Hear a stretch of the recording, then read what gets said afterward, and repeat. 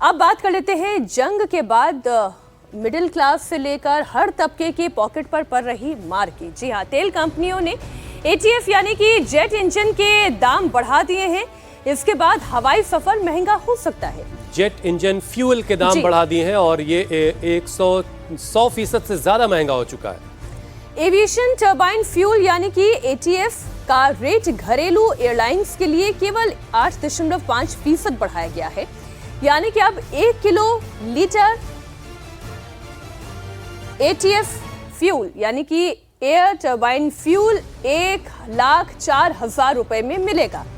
आज सुबह यह ऐलान हुआ था कि जंग के कारण एटीएफ की कीमतें 100% से ज्यादा बढ़ा दी गई, जिससे अब देश के 4 बड़े शहरों में जेट ईंधन की कीमत 2 लाख रुपए प्रति किलो लीटर से ज्यादा होगी।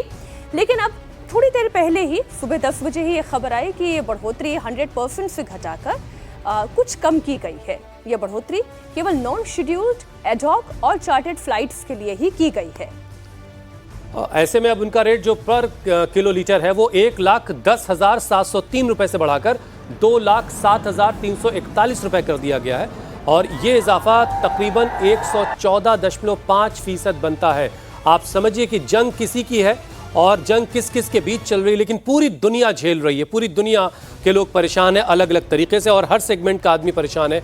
एलपीजी का क्राइसिस और जब गैस और एनर्जी सेक्टर में इसका क्राइसिस और बढ़ेगा, अभी खाद की एक परेशानी खड़ी हो रही है। तो ये सारी चीज़ें जो हैं हर सेगमेंट के लोगों तक पहुंचेंगी और हर एक को इसकी परेशानी उठानी पड़ेगी। अनामिका गौड़ हमारी सहयोगी जुड़ गई हैं।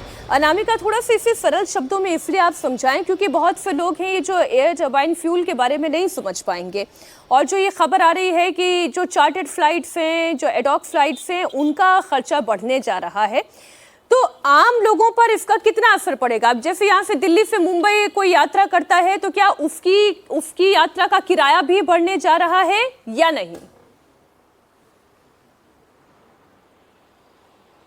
जी मीनाक्षी, जब सुबह नोटिफिकेशन आया था तो एकदम से लोगों में अफरा तफरी मच गई थी। एविएशन कंपनी के हाथ पैर फूल गए थे क्योंकि डबल कर दिया गया था। जो क्रूड ऑयल एटीएफ का प्राइस है वो 115% तक बढ़ा दिया गया था। लेकिन अब एविएशन मिनिस्ट्री की तरफ से जो मिनिस्टर हैं उन्होंने भी ये सफाई दी है और ये क्लियर कर दिया है कि डोमेस्टिक फ़्लाइट्स के लिए केवल 8% की बढ़ोतरी की गई है, लेकिन जो इंटरनेशनल फ़्लाइट है उसके लिए इंटरनेशनल मार्केट रेट के हिसाब से ही बढ़ोतरी बनी रहेगी। यानी 115% की जो बढ़ोतरी थी वो इंटरनेशनल फ़्लाइट के लिए। अगर ये प्राइस डोमेस्टिक के लिए डबल होता तो जो आप मुंबई जा रहे हैं अगर दिल्ली से, तो आपको लगभग 5 से 8 हज़ार रुपये देने पड़ते थे, वो डबल हो जाते, यानी 16,000 20,000 हो जाते। क्योंकि कुछ दिनों पहले डीजीसीए ने एयरलाइंस से जो कैप है वो हटा दी थी, रेगुलेशन कैप हटा दी थी, क्योंकि लगातार क्रूड ऑयल के प्राइस बढ़ रहे थे, इसीलिए एविएशन इंडस्ट्री घाटे में जा रही थी।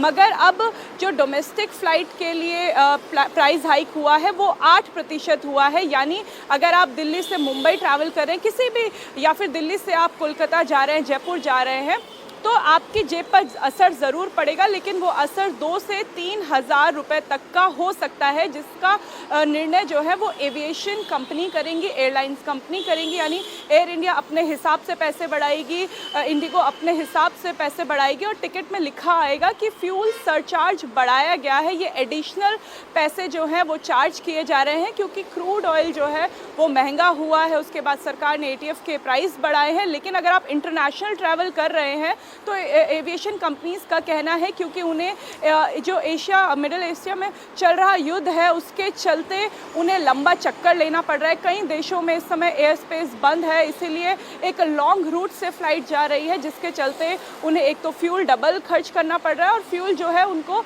डबल प्राइस पे मिल भी रहा है। इसलिए इंटरनेशनल फ़्लाइट्स के लिए तो यात्रियों को राहत नहीं है, लेकिन जो सुबह खबर आई थी उसके हिसाब से अभी फ़िलहाल डोमेस्टिक प्राइस जो है वो बहुत ज़्यादा नहीं बढ़ाए गए हैं। बहुत शुक्रिया अनामिका आपका इस पूरी जानकारी के लिए।